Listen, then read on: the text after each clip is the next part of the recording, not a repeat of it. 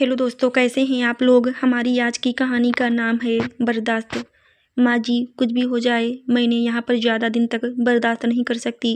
मेरे बस की बात नहीं है कि मैं रोज़ रोज़ उठकर इन लोगों के लिए खाना बनाऊँ, खिलाऊँ, घर का काम करूँ। नौकर नहीं हूँ मैं इस घर की, इसलिए जितनी जल्दी हो सके आप इन लोग की व्यवस्था कहीं और कर दीजिए, नहीं तो मैं अपने मायके चली जाऊंगी। कहते हुए नंदिनी गुस्से में पैर पटकती हुई अपने कमरे में चली गई। बहू की बातें सुन सरिता जी की आंखों में आंसू आ गए। वो अपने बेटे मोहित की ओर देखती हैं कि शायद उनका बेटा कुछ कहेगा, लेकिन मोहित की बात सुनकर वो और भी हैरान हो जाती हैं। मुझे क्या देख रही हो माँ, सही तो कह रही है नंदिनी।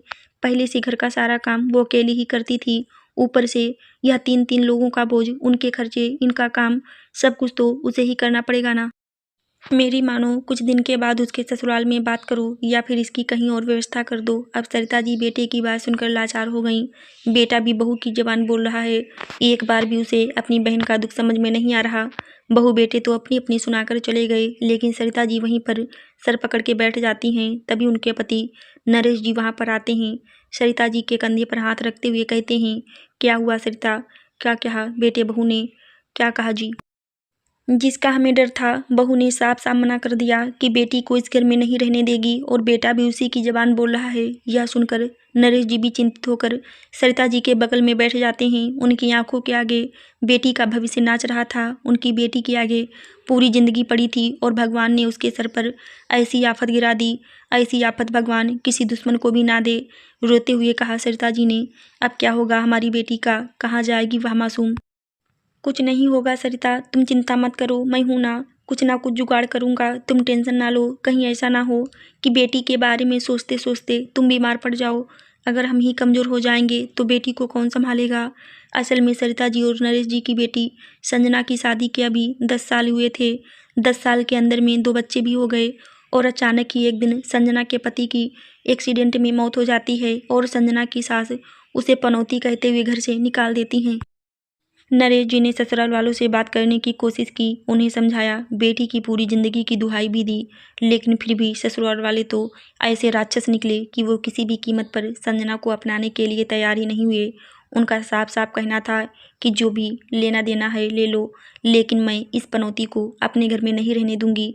एक तो बेटी के ऊपर इतना बड़ा दुखों का पहाड़ गिरने से नरेश जी और मोहिनी जी पहले से ही टूट गए थे, उसमें उनकी इतनी हिम्मत नहीं रह गई कि वो कोर्ट कचहरी के चक्कर में पड़ी, इसलिए दोनों ही चुपचाप अपनी बेटी को लेकर घर आ गए। उन्हें लगा एक ही बेटा है, इतना बड़ा घर है, बेटी भी रह लेगी आराम से, जिंदगी निकल जाएगी। लेकिन यहाँ पर तो आने के बाद बहू ने अपना रंग दिखा दिया। साथ साथ बेटे को भी बहन बोझ लगने लगी थी। वह बहन जो सालों से उसके हाथों पर राखी बांधकर अपनी रक्षा की कसम लेती आई है, आज जब उस कसम को निभाने का टाइम आया तो मोहित ने मना कर दिया, उसे बोझ कहते हुए। सरिता जी के साथ साथ नरेश जी के भी आंखों में आंसू थे। बेटी संजना की भविष्य की चिंता थी। धीरे धीरे दिन निकलता जा रहा था। संजना एक कमरे में किसी जिंदा लाश की तरह पड़ी हुई थी। उसे खुद की सुध नहीं थी तो बच्चों की क्या रहेगी। सरिता जी सुबह उठकर दोनों बच्चों को संभालने में लग जाती। पूरा दिन उन्हें नहलाने में, खिलाने का, देखभाल करने की सारी जिम्मेदारी सरिता जी ने अपने ऊपर ले ली थी, ताकि नंदिनी को बच्चों की वजह से कुछ कहने का मौका ना मिले। वह ज़्यादा से ज़्यादा काम नंदिनी के साथ किचन में भी करती, ताकि बहू यह ना कह सके कि उनकी बेटी और बच्चों की वजह से उनका काम बढ़ गया। इतना सब कुछ करने के बावजूद भी नंदिनी का मुंह हमेशा बना ही रहता था। हमेशा छोटी छोटी बात लेकर सरिता जी से लड़ने लगती थी। धीरे धीरे 1 महीना निकल गया। एक दिन नंदिनी ने कहा, माँ जी आप कब तक बैठ के ऐसे खिलाएंगे, उन्हें भी तो कुछ काम करने को बोलिए। बैठने से दुख कम हो जाता है क्या। घर के कामों में हाथ बटाएं तो मन भी बहल जाएगा, मेरे भी काम में मदद मिलेगी। ऐसे ही तो दुख ससुराल में भी मना रही होंगी।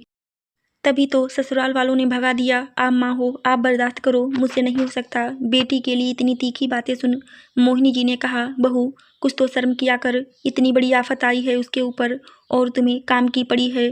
काम तो करती हूँ ना मैं, कौन से काम में हाथ नहीं बटा देती तेरा।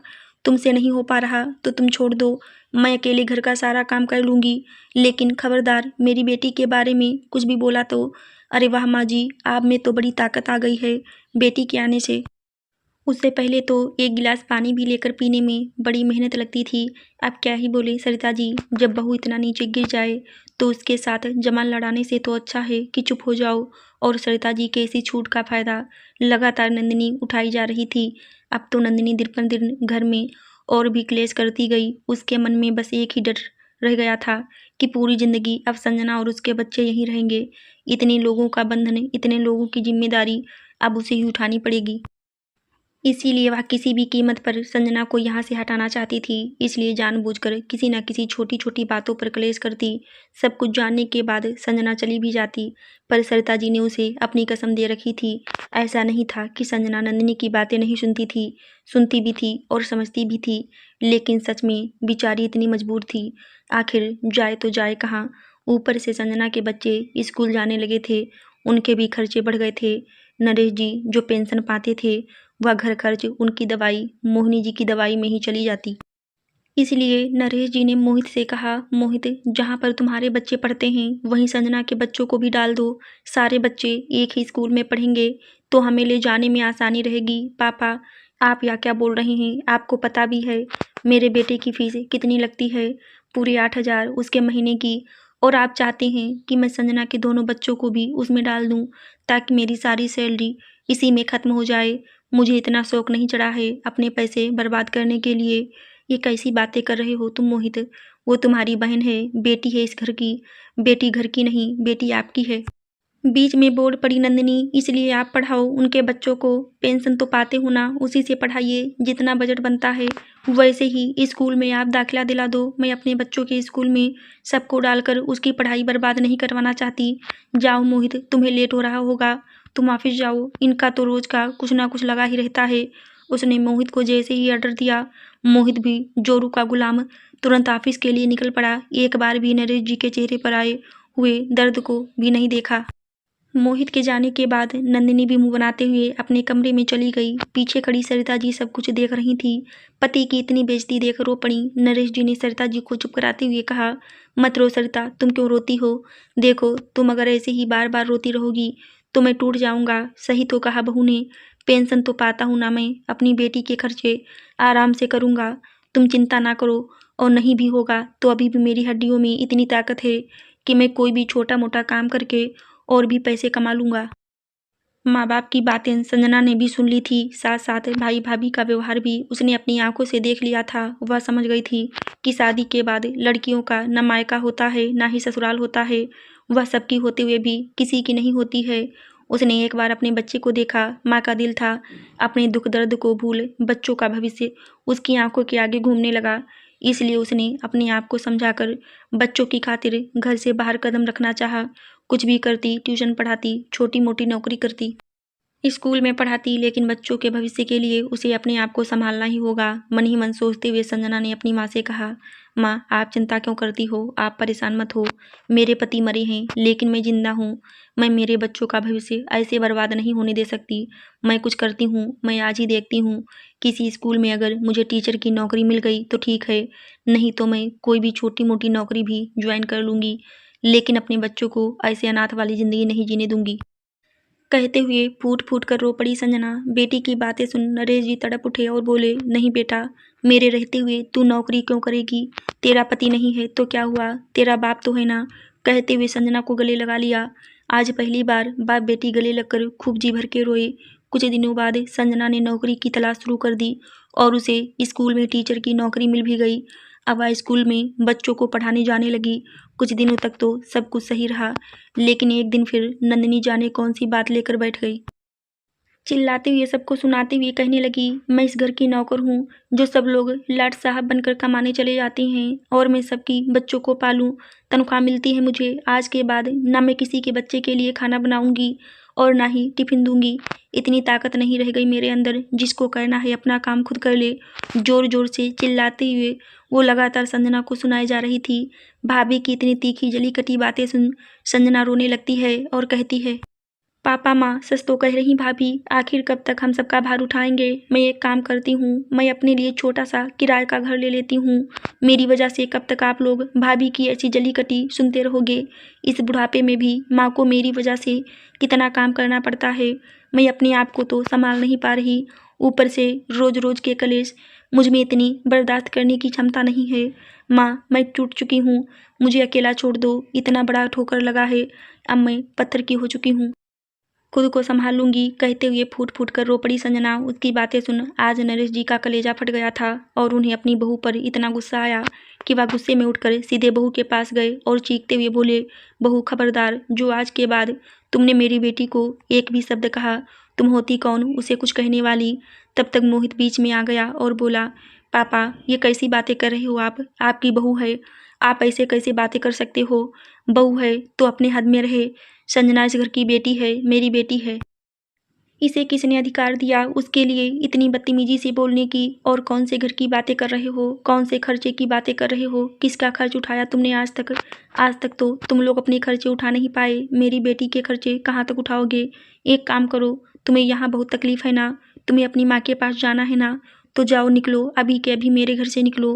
पापा कैसी बातें कर रहे हो आप, वो आपकी बहू है, इस घर से क्यों जाएगी, उसके पति का घर है, मेरा घर है। बेटा जैसे या तुम्हारा घर है वैसे ही संजना का भी घर है। जो दुख तकलीफ सहकर तुम्हारी माँ ने तुम्हें पैदा किया है उतनी ही तकलीफ से उसने संजना को भी पैदा किया है। अगर तुम हमारे बेटे हो तो वह हमारी बेटी है, उसका भी इस घर पर बराबर का हक है। और सबसे बड़ी बात यह, घर तुम्हारे नाम तो है नहीं, जब तक मैं जिंदा हूँ ना यह घर तुम्हारा है ना मेरी प्रॉपर्टी तुम्हारी है। इसलिए जिसको भी तकलीफ है, जिसको भी यहाँ के लोग पसंद नहीं, वह अभी के अभी यह घर छोड़कर जा सकता है। मेरा घर है, मेरी मर्जी, मैं इसे किसे दूंगा किसे नहीं दूंगा। आज अपने पापा का ऐसा रौद्र रूप देख पहली बार मोहित चुप हो गया था।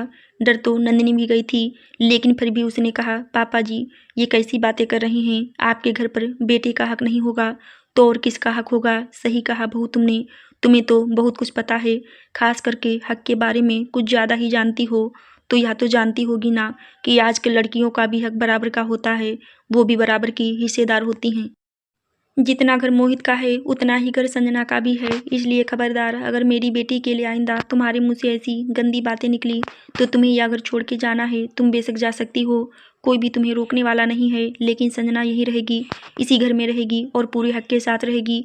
अगर तुम लोग ने मुझे ज़्यादा मजबूर किया तो मैं अपनी सारी प्रॉपर्टी उसके नाम कर दूंगा या फिर आधा आधा बंटवारा कर दूंगा।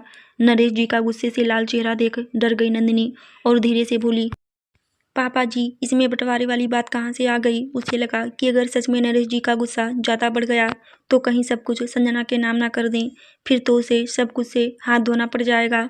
इसलिए चतुर चालाक लोमड़ी ने अपना दिमाग चलाया और मीठी जुबान निकालते हुए कहने लगी, पापा जी अगर आप दीदी को इस घर में रखना चाहते हैं तो रखिए, हमें कोई ऐतराज़ नहीं है।